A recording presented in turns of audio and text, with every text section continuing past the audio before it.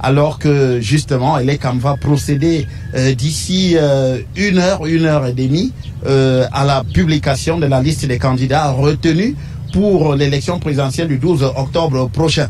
Il faut dire que cette cérémonie était initialement prévue pour 12 heures, mais elle a été rallongée pour 14h30. C'est exactement à 14h30 que le directeur général des élections, Éric Sousset, va donc procéder à la lecture de cette liste de candidatures très attendue.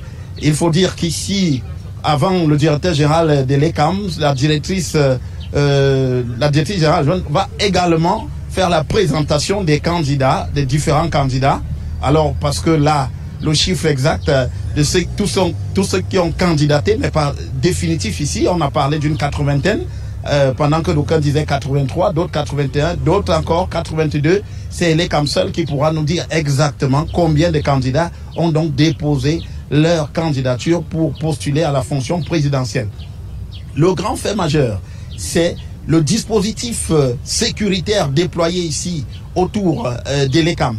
Je peux vous dire, vous apercevez peut-être derrière moi déjà le cordon de sécurité à l'entrée de l'ECAM où on a la police. C'était la police qui travaille ici traditionnellement. Là, c'est un dispositif à peu près normal, mais tout autour de nous, les principales entrées de l'ECAM sont bouclées par la gendarmerie et la police. On ne peut accéder au siège de l'ECAM où nous nous trouvons qu'en montrant patte blanche. Donc c'est un contrôle très rigoureux, très serré, qui est effectué à la fois par la gendarmerie et la police. Et au moment où je vous parle, le déploiement continue.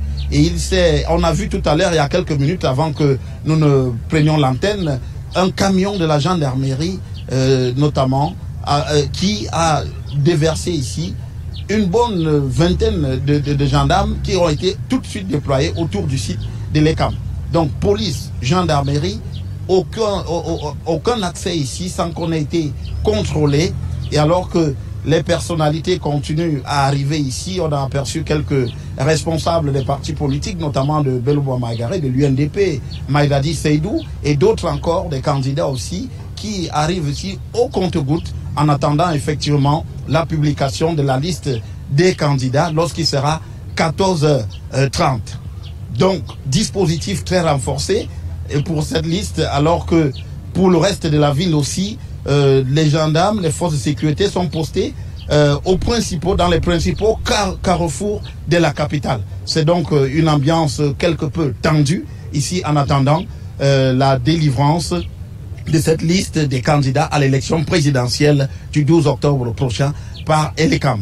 Depuis le siège de l'ECAM à Yaoundé, pour Equinox Télévision, Joël Essengue, Gizogo.